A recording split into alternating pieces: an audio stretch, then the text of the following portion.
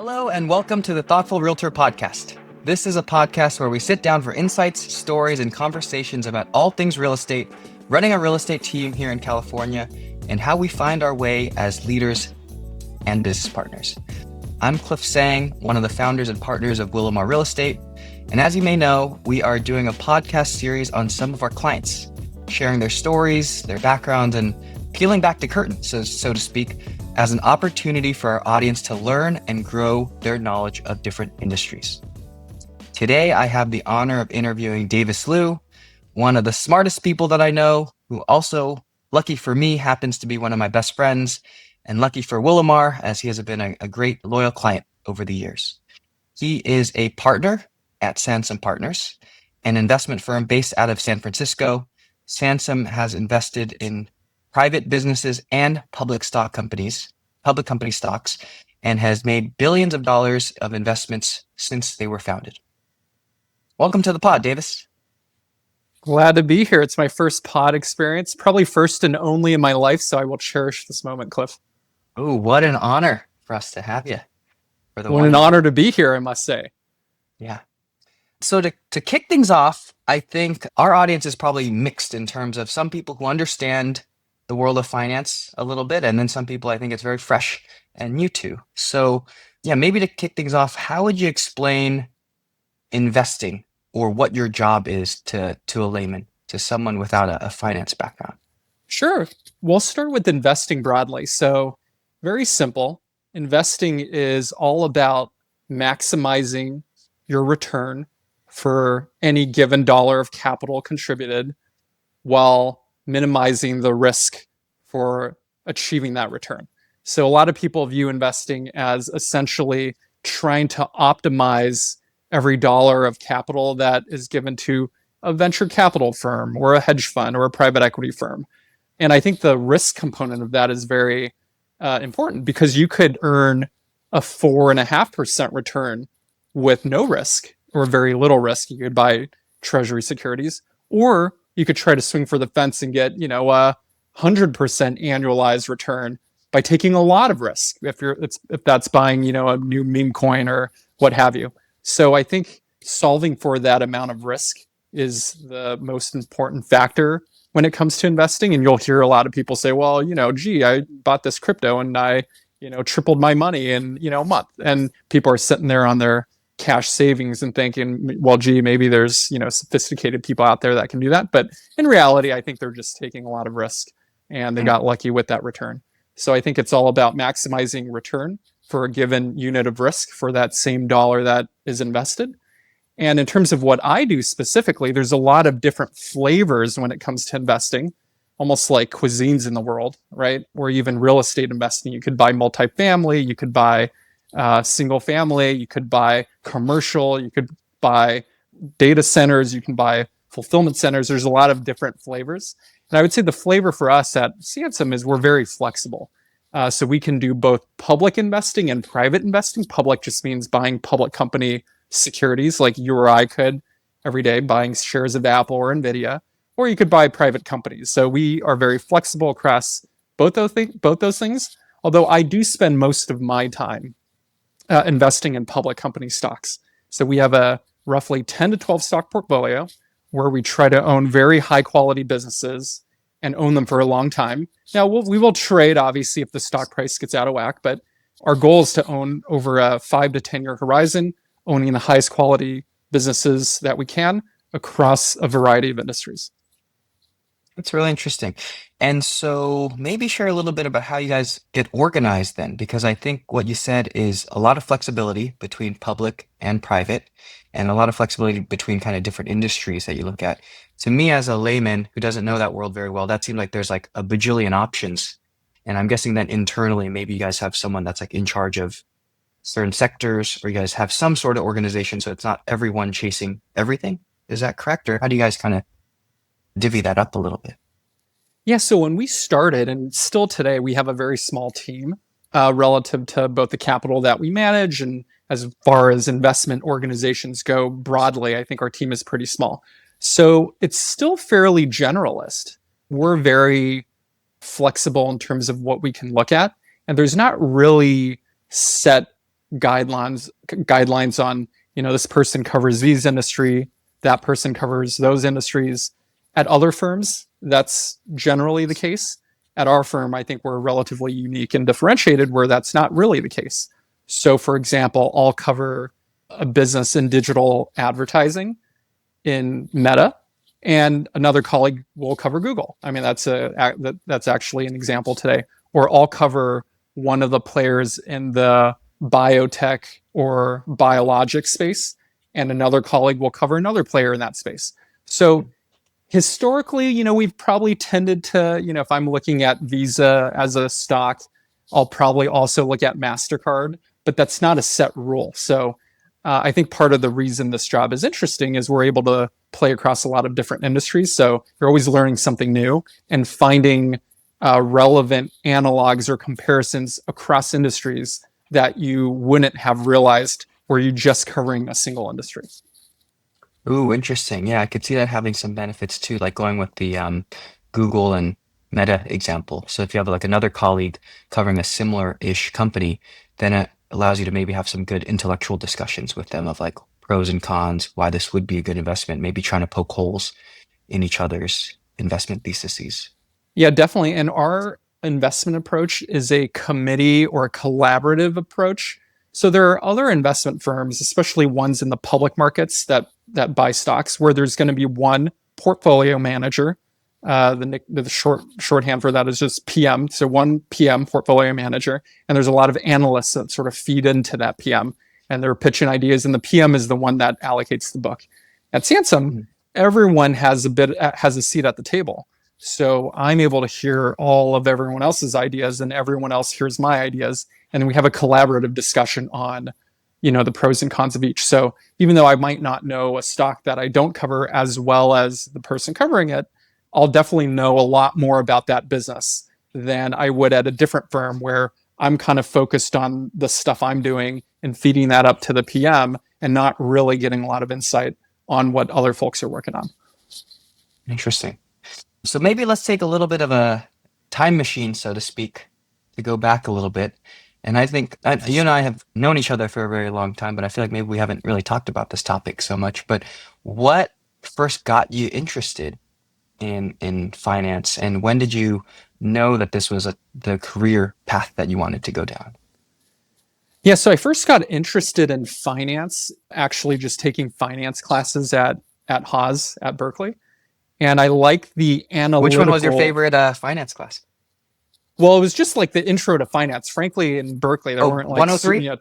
Yeah, there weren't a ton of electives. So it was just like, oh, it was an intro to finance class. Seemed interesting. We had that South African finance professor who kept things very colorful, so to speak.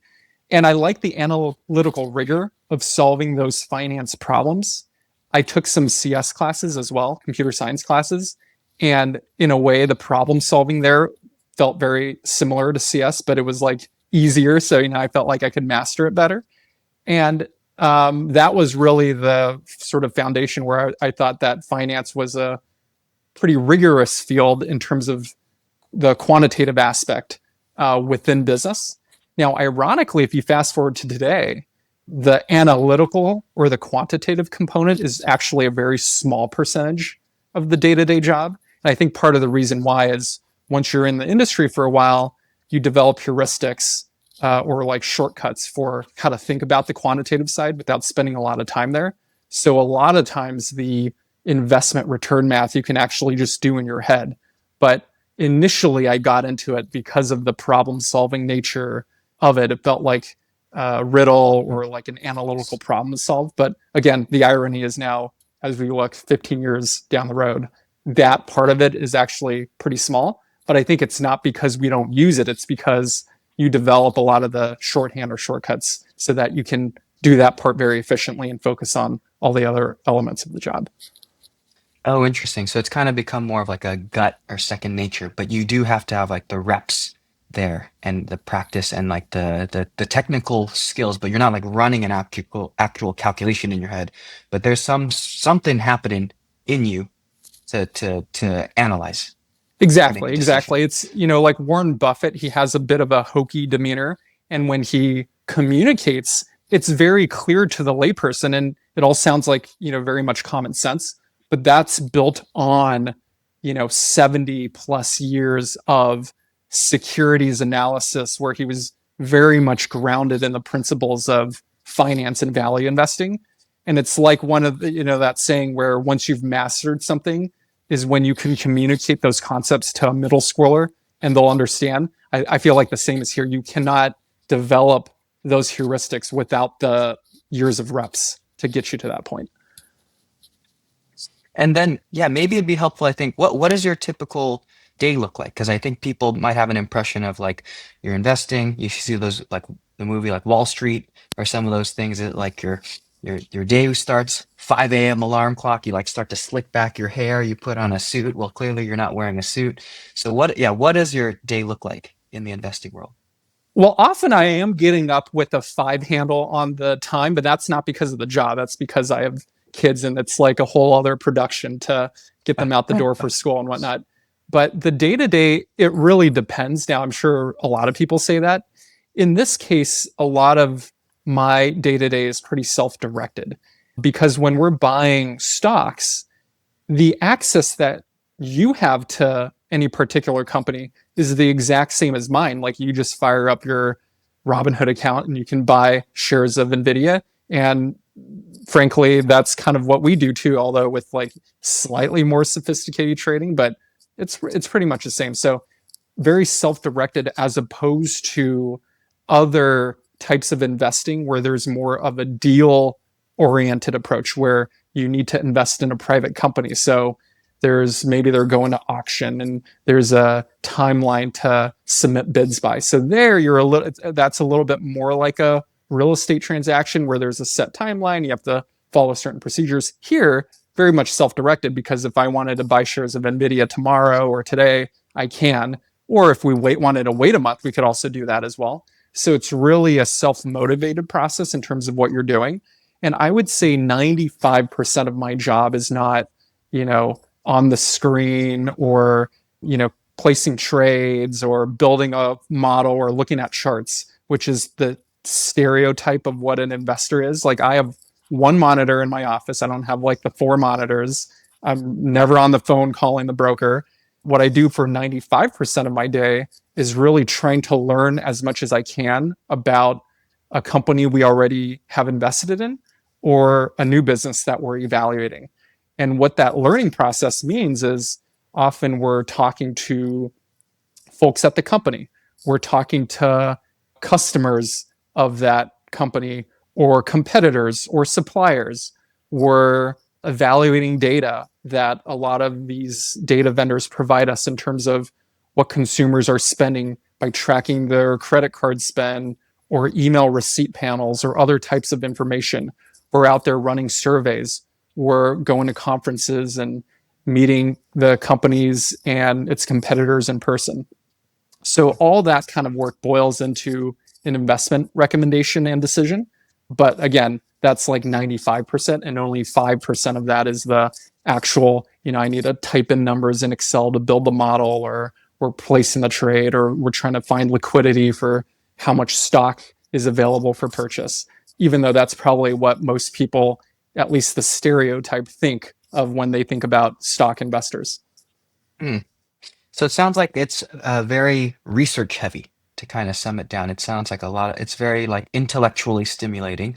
You're spending a lot of time researching. I remember like coming to your office and you had a collection of books and you had mentioned like, oh, I read all these books in like the last couple months. So it seems like a lot of solo time to do research and to think through the investment ideas. Yeah, in the solo time, a lot of that solo time is spent talking to people. So I guess theoretically it's not so solitary because I'm always chatting with people about stuff. For example, if we're looking at here's a real life example. So there's a company called CoStar, which is primarily known for its commercial real estate data, but they also have a budding business they're trying to launch called homes.com. You may have seen some of their Super Bowl commercials where they're essentially trying to compete against Zillow. And I think there's all sorts of implications there in terms of, will agents actually advertise on the platform? How does the NAR, National Association of Realtor, antitrust suit and settlement, how does that impact the landscape? So one of the things we may do is, I'll call up a bunch of realtors. And I might talk to someone like you and just pick your brain on, well, how do you think about the value proposition of advertising on Zillow or advertising on homes.com? How has the NAR settlement impacted buyer commissions, et cetera? So it's a lot of discussion around topics like that. And especially when you have a goal in mind of, whether we can make CoStar an investment or not, when you have that goal in mind, having these discussions seems like very interesting because it's always fun to learn about the dynamics in a new industry. And something like the NAR settlement or, how, agents think about advertising may seem mundane to, many people. But at least for me, when there's sort of that goal in mind of, making an investment and hopefully enjoying a good return on that investment, these discussions are always very interesting. I think I would naturally be interested in those discussions anyway, but especially when you have that incentive layered on, it makes the job pretty fun. Nice. That's kind of a good segue. You talk about the job being fun in that way. I was curious, like, what are some aspects of the job that you consider like the most exciting or the most rewarding parts of it? Yeah, succinctly, I would say in this job, you're almost explicitly getting paid to learn. And again, Mm. like I mentioned, we cover a lot of different industries. So one day I'll be looking at CoStar, that company I mentioned. Another day I'll be looking at Meta. Another day I'll be looking at Visa. And these are all companies we've looked at or we own. Another day we might be looking at railroads. And every one of them have their own interesting dynamic behind it that you have to better understand and process. So with railroads, for example, in the US, a lot of the trade that flows on railroads is North American trade that touches Canada, Mexico, and the US. So thinking through the impact of tariffs, how that could impact supply chains.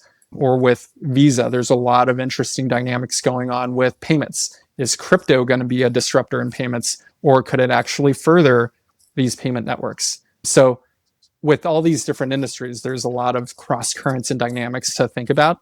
And it's always fun to learn about something new. Nice.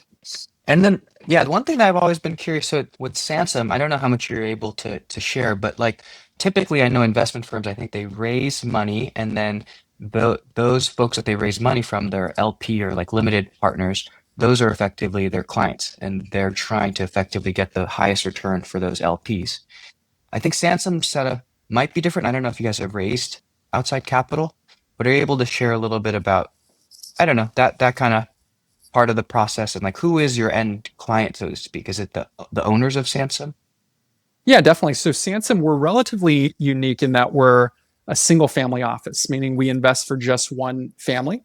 And other firms that you mentioned, like your traditional hedge fund or your traditional private equity firm, will have multiple what they call LPs, limited partners, essentially a fancy term for investors.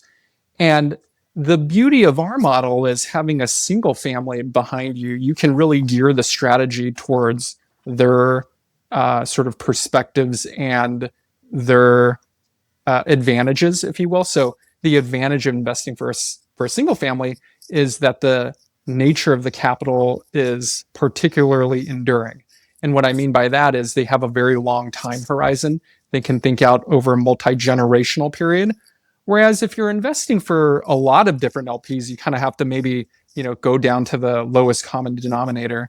And frankly, a lot of those limited partners too may have different time horizons. So if you're, investing for an endowment, they may say, well, for this hedge fund, we're actively putting our sleeve of money that we could, want to call back at any moment in time. That's kind of what we're leaving with you. And as a result, that investment firm needs to essentially abide by the strategy and the time horizon that their LPs dictate. Whereas we feel like we have that long-term time horizon. So I think the biggest differentiator for us, especially in a market like you see today, where there's a lot of volatility, is that we can be very patient and look out 5 to 10 years when frankly, a lot of the activity that drives some of these short-term stock price movements that you see are driven by very short-term hedge funds. And we can get into this whole market structure if you think that'd be interesting. But a lot of the activity is driven by short-term hedge funds that are not just even calling the quarter in terms of when a company reports earnings, but often even shorter than that. And they're often looking at, other KPIs that come out, whether it's, alternative data vendors that publish credit card receipt panels and what have you.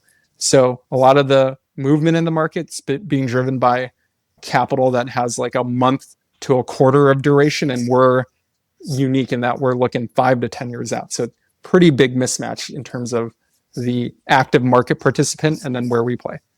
Yeah, well, that's kind of interesting. Yeah, I didn't know what you just shared about the hedge funds kind of influencing activity in that short-term duration. Is that because, wait, yeah, what drives that short-term duration? They need that quicker return, like for quarter end, or you're Yeah, saying yeah. they're Let trying to me make a yeah, quick buck and like pull out, or yeah. Let me explain the U.S. stock market landscape a little bit. So a big chunk of the U.S. sort of equity AUM assets are and oh, passive, and meaning assets under management. So you're kind yeah, of referring assets to under like the management or total assets. Yeah, in if you look at the aggregate, how total much the stock, stock market is worth. yeah, if you look at the total stock of the stock market, a big chunk of What that is that, is by the way? That's in the trillions, probably. let's see, U.S. equity assets. This is what ChatGPT is for. Perfect. It's definitely in the trillions. If I had to guess, I would probably say of the U.S. stock market assets. If I had to guess, I would say it's probably okay. It says it's 60 trillion. Okay, 60 so trillion. Wow. 60 trillion. So a huge chunk of that is passive, meaning money that's in a passive ETF or mutual fund where it's not actively managed. So they're just benchmarking to the S&P 500 or the Nasdaq or some other index. So that money necessarily moves with flows. So for example, retail investors tend to unfortunately buy high and sell low. So that exacerbates some of the market movement, right? If money's hot, it's like 2021. A lot of people are chasing sort of stock market returns. They'll put in money into these passive funds in 2021. They're forced buyers because they have to buy according to the benchmarks or the weightings in the index. So they're buying in August 21 when the market's really hot.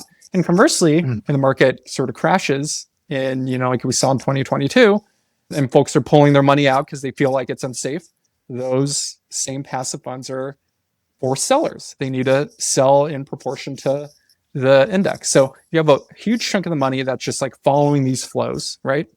And then within the active managed portion, the other half or so, there's been a notion that a lot of that active money needs to follow an absolute return strategy. And what I mean by absolute return is they're generally hedged. And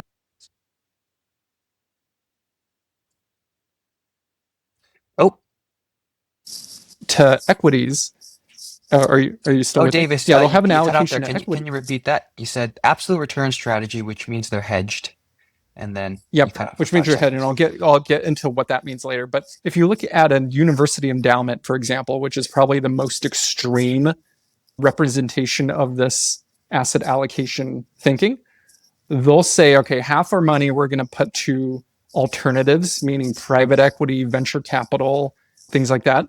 And then the other half, which is, public fixed income and publicly traded equity, we'll get our exposure to the market by putting it in passive strategies like an ETF that matches the S&P index. And then the remaining portion will be an absolute return strategy where through thick or thin, they're going to return, 4 to 10% with very little variance, very little volatility. And Mm. therefore, a lot of the money in the industry, because of this, we'll call it asset allocation echo chamber or best practices or whatever you want to call, everyone aligning on that same strategy, is they will put money to these absolute return hedge funds whose job it is to not have a lot of volatility. And in order to do that, you can't really take a lot of long duration risks because, as you know, companies' valuation and their business prospects ebb and flow, even though maybe over time it's still up and to the right. So what they need to do is manage risk very carefully. by hedging their portfolio. A very simple way to hedge the portfolio, for example, I'll just give a simple example, would be if you think that, you like the payments industry. So, and there's two main players that do payment networks, Visa and MasterCard. You might say, okay, I know that this industry is good, but I think over the next 3 months, Visa will do better than MasterCard because it's cheaper and they're about to have an investor day and there's going to be a catalyst and, blah, blah, blah. You would buy shares of Visa and you will also at the same time short shares of MasterCard. Shorting just means betting against the stock. And usually how you do that is you sell the stock immediately by borrowing that share, promising to return it later when you close your short. Okay. So you'll have that trade on where variance in the industry broadly or the stock market broadly, you're hedging out because your buy position in Visa will be netted out against your short position in MasterCard. But you will be able to capture the return of Visa outperforming MasterCard. It could go down by less than MasterCard or it could go up by more than MasterCard. But at any rate, you're capturing sort of that dynamic. And because But of the is that nature, expected to be higher than just like putting it in like treasuries at like 4.5%? Like, why would you do that strategy versus yeah, just getting the fixed? Because I understand the hedging part, but it seems like it caps the upside yeah, it caps the quite a upside bit. for sure. It caps the upside. So as a individual investor, you're better off buying the S&P 500 ETF and holding on to that for 20 years, no doubt. Or I mean, empirically, that's the case. There might be some exceptions, some managers that do exceptionally well, but on average, especially net of fees, that's the case. I think these guys are targeting 4 to 10% returns. So when the treasury is 4, you think that these guys can replicate the risk of that. I mean, obviously that's not going to be the case, but you can replicate some of the low volatility, low variance with getting a higher return, which is why these folks think it's attractive because it's liquid. You can get that money back theoretically at any time, but you're getting a higher return than just investing in cash. Interesting. Okay. Yeah, thanks for sharing that. Switching gears a little bit, I think we talked about you shared a lot of great things about the job and it seems like you're getting a lot of enjoyment out of it. It seems like you're, as you mentioned, getting paid to learn, which is kind of a cool way to phrase it. I'm curious for folks who are interested in the industry, what would you describe as kind of the most difficult or the worst parts of it? Are there aspects of it that you don't like as much? Yeah. So as opposed to other types of investing, private equity investing, for example, it's very easy to get all the data you want on a company that you're looking to invest in because all you have to do is ask the company or ask management, hey, here's a list of 30 things that we're looking to get. Can you please provide it? So this is called like a due diligence list, checklist. And then the company uploads all these documents into a data room, a virtual data room, and then you download the files and like you have all the data. In this job, you have what's publicly reported, which is, decent, but it's maybe 1/10 of the granularity that you would get in that private equity process. So then our job as investors is to recreate that private equity data room to the extent possible using public information. So that often becomes a little bit of a fact-finding mission. It really feels like you're doing a lot of detective work, right? Like if you watch these like detective shows, it's all about finding clues and talking to people and trying to piece together. You don't just have the whole storyboard laid out in front of you like you do in private equity investing. And again, like it's still uncertain what's going to happen to the company over the long term, but at least they all have all the data right now. Whereas we also may not know what's going to happen to the company in the long term, and we have limited pieces of the data now. So really it's putting together sort of the puzzle pieces to come up with a semi-coherent picture of the business that you don't get in the public, in the private, that you don't have to deal with in private equity. So like I said, 95% of my job is learning and like researching, but a lot of that is because you need to, again, put all the puzzle pieces together or frankly find those puzzle pieces first. So I can't say I don't necessarily like it, but of course it'd be more efficient if you kind of just had all that information in front of you. But that's also maybe you could argue a source of, advantage where if you do more work or do more research than other folks, you might have a better understanding of a company such that when you do hit short-term volatility, that you're able to capitalize on that by, investing when other people may not have a full picture. Interesting. So it sounds like it's not a defined box. And with that can come some stress of like, well, you don't know when to end the research, or it's kind of like a potential endless maze. But Yep. you also, it's interesting how you reframe that, because that I think also gives you and maybe your firm an edge, because you guys dig very deeply and don't have that specific timeline of needing to make an investment quickly, as you mentioned. And that might also give you some advantage because you can just kind of, not endlessly, but you can just keep going deeper and deeper and do more research Yeah, until that's you feel right. comfortable. Yeah, and going back to that day-to-day comment, you're right. Like it is hard to know when exactly to stop. So you feel like you could always like keep going down that rabbit hole. So I think time management in this job is also very important, where because you don't have a set deadline and because you could theoretically do an unlimited amount of work, being productive and efficient is a skill set that you need to develop over Mm. time as you learn to self-manage the process. So yeah, and it's interesting with a job like that. I'm sure mentors have helped you along the way and other colleagues, but I'm curious for something like that, the time management piece, is that more self-learned, or is that someone maybe knocking on your door and saying like, "Hey, Davis, like you've been researching this enough, like just present to us and let's talk about it." How did you know when to stop, or like how did you get Yeah, good I at that? Yeah, so I did 2 years of investment banking before this. So I think that was great training, not for investing actually necessarily, and perhaps ironically, given the title of that job, but rather the time management aspect of it, I thought was helpful. And I also, during my business school years, I did a summer internship at another investment firm where you only have 10 weeks in the internship and you're given like a very hairy company to run end to end in terms of coming up with an investment recommendation.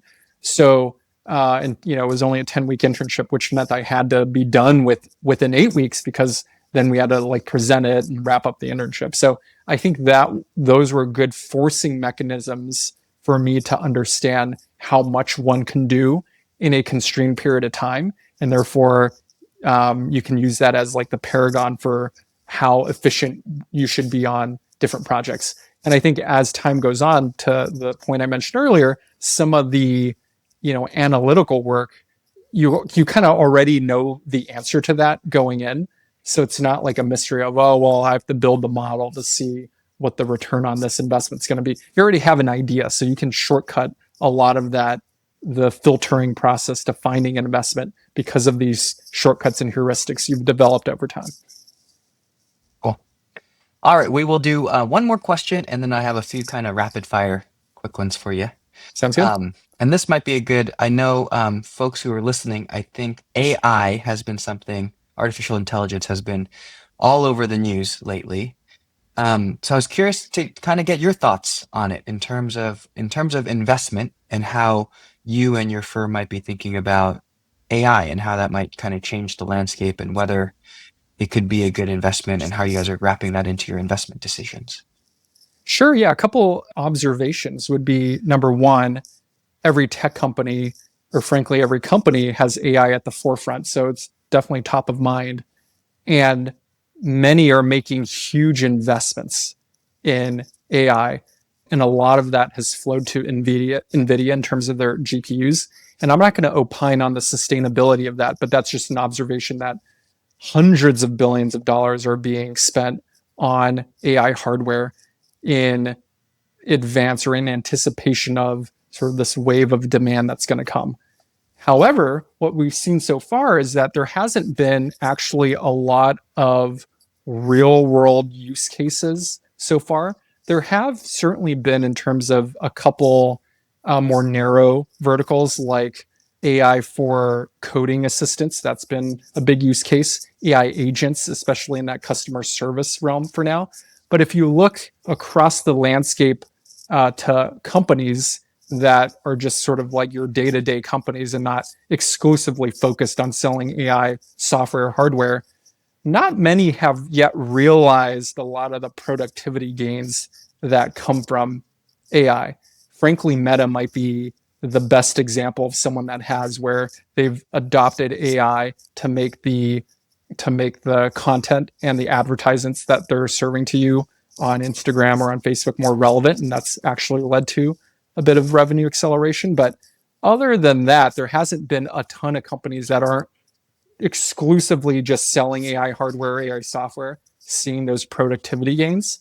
But certainly it is happening, and we have a big position in AI at our firm through folks that sell the proverbial picks and shovels to companies that are seeking to leverage AI for their business, or frankly to sell to other businesses AI solutions. So in our portfolio, and again, we don't have that many stocks in our portfolio. We're pretty concentrated. We're targeting 10 to 12. In our portfolio, we own the three hyperscaler cloud businesses in AWS, Microsoft's Azure, and Alphabet's GCP. And then we also own a couple names that make equipment that go into large semiconductor fabs. That, TSMC, for example, is a large manufacturer of GPUs and CPUs and all sorts of other chips. So we invested in a couple companies that sell to folks like TSMC critical hardware that's required in order to make these semiconductors. So I think our bet is unclear who, the eventual AI winners or losers are, right? But we will invest in the hyperscalers and the manufacturers in a more picks and shovels manner, where if there's going to be this growth in demand, then they will necessarily reap the benefits from that. Interesting. That's fascinating. And just for folks, like the picks and shovel metaphor, that is like kind of talking about like the gold miners back in the day, like the companies that actually sold the picks and shovels actually made more money than the people who were trying to like harvest the gold. Is that what it's referring to? Yes, definitely. Thank you for providing that context. Yes. Okay. No, I thought I knew, but yeah, I just wanted to confirm. Yep. That is so fascinating. Yeah, I'm guessing for the average person who doesn't work in tech, they know that AI is coming, and it sounds like, but it also feels like every few years there's some new tech wave that people say is like the new thing. But for whatever reason, people seem to think that AI is the next wave, and that is fascinating to kind of have to hear you talk about how you think through investing in it and effectively trying to reap the rewards of a potentially explosive industry. Yeah. Well, the nice thing too about investing in some of those players is their stock price or their valuations haven't actually gone up very much despite this AI boom. And we can debate the reasons as to why, but essentially you're getting them at valuations that are fairly attractive with this upside potential.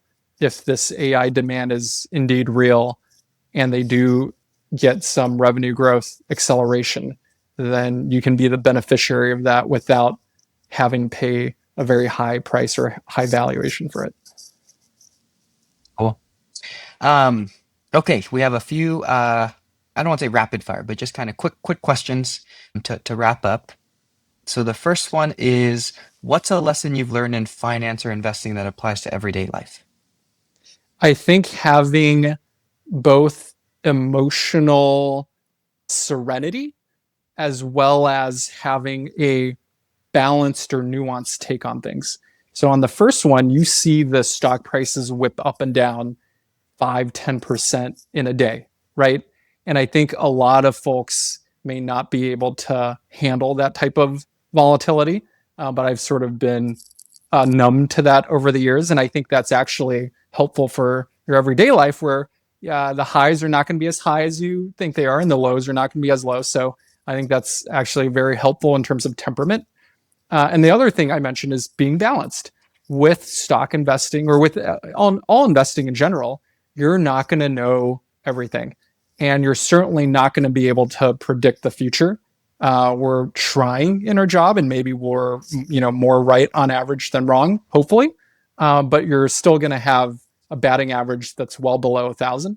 So I think having that balanced take, where you say, well, on the one hand, there's this, and on the other hand, there's that. And we talked to a bunch of customers or talked to a bunch of suppliers, and some customers might hate the products and some customers might love the products. So it's never universal in investing. And I think that's the same in life as well, whether it comes to relationships where this person's not going to be the worst person ever, and that same person's also not going to be the best person ever. When it comes to thinking about politics, when it comes to thinking about any other sort of aspect of your life where you're making a decision, I think having a balanced take has also been helpful for me, where I'm able to sort of see more of the nuance, and it's not either black or white. Hmm. I've never heard you explain it that way, but I feel that way as your friend, that you have a very balanced viewpoint on life. And then the phrase emotional serenity, that is a intriguing one. Yeah, I think as I get older, I try to have more of that in my life. Just trying to detach from what you said. But the highs are not going to be as high as you think, and the lows aren't as bad, and just kind of being more neutral and more steady. That's funny that not funny, but it's interesting to hear you describe, because I think most people that know you, Davis, would describe you as a very steady person, and that Oh makes yeah, I sense. mean, I think that temperament is like hugely helpful because we talked about Meta earlier. I mean, that stock went from 380 in 2021 down to 90 in Ooh. 2022, and then it got back up to as much as 730 And just you're earlier saying this from year. when it went to 380 to 90, you're still pretty. You weren't sweating palms or anything. You were like pretty okay. Well, we didn't own it the whole time, but I mean, imagine if you owned it through that whole thing. Like, you need to have some, like, mental fortitude, right? Especially if Mhm. it's a concentrated position in your fund. So, like, maybe at 380 it wasn't as good as people were saying, and at 90 it wasn't as bad as people were saying, and so on and so forth. So that just gives you a sense of like how volatile some stocks can be. And I think that's a nice analogy for life as well, where Yeah, the highs are not going to be as good as you think it is, and the lows are not as bad as you think it is at that moment. yeah. Two more quick ones. One, what's one financial habit or principle you think everyone should follow? Yeah, that's a great question. I think simplicity is the best ingredient. I think a lot of people think that quote unquote sophisticated investors need to find these hidden gem type of investment hacks, or really do something complicated in order to structure their investments. And really all you need is hold some cash, hold the S&P 500 ETF, and you're golden. Don't overcomplicate things. Just keep saving a little every month or every year, and put it to those two things, and I think you're in a good spot. So all these, having an investment advisor, or they're going to put you in like some private equity thing, or I need to do angel investing, or I need to do this or that. Like, you don't really need to do that. I mean, you could do it if you find it fun, right? But if your goal is to not think about things too much, then set it and forget it in the S&P 500 ETF, and having some cash that earns 4% or whatever is probably the best approach you can take. And last one, and I think it might be kind of related to what you just answered, but what is your one tip for wealth building for the average kind of layman person who doesn't work in finance or investing? What is the one tip to for wealth building? I would say so. I'll expand on this a little bit more because I could just say what I just said, and I think that would be a fine answer. But compound interest, or Ooh. compound return, is truly a remarkable sort of like remarkable if you think about it, in terms of how much you can make over time if you just keep at it. So imagine you have $100,000 right now in savings, and imagine you're like in your late 30s or 40 or whatever, and okay, well, it might be another 20 years, another 25, maybe 30 years till I retire, or I feel like I need that money. And if you can get 15% a year, which is a lot, but I'm just using this because it makes the math easy. think about how much money you could make if you just kept at that 100K and you didn't put another dime in and you just compounded that at 15%. Because at 15%, you double your money every 5 years. So in 5 years, that 100 will go to 200. In 10, it will go to 400,000. In 15, it will be 800,000. In 20 years, it'll be 1.6 million. In 25 years, it'll be 3.2 million.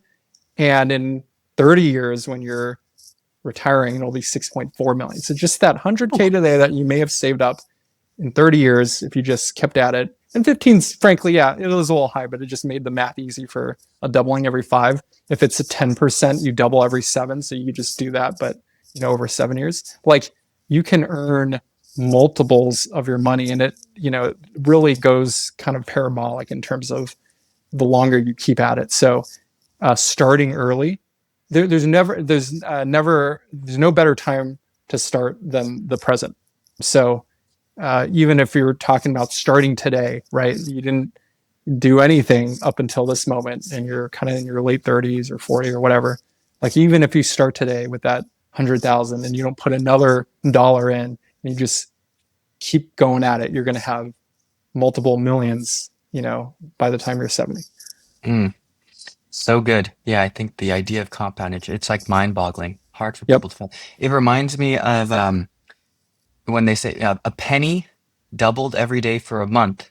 At the end of the month, drum roll, is 5 million. And I feel like people don't believe that. And you could fact check it and all of that, but it's just incredible to Davis's point of just the compound interest really, really adds up. And I think it's kind of like in the later innings that you actually see that really come to fruition. So it requires kind of that patient and long-term view that Davis has been talking about. Well, that concludes another episode of The Thoughtful Realtor. You can find us at willamar.com or on Instagram at Thoughtful Realtor. And let us know what things you had questions about on this podcast, and if there's anything investing related that you wanted to chat through. If you haven't already, please hit that subscribe button and share with a friend or leave us a review. That would really mean the world to us. And thank you so much for listening and tuning in. Until next time, bye.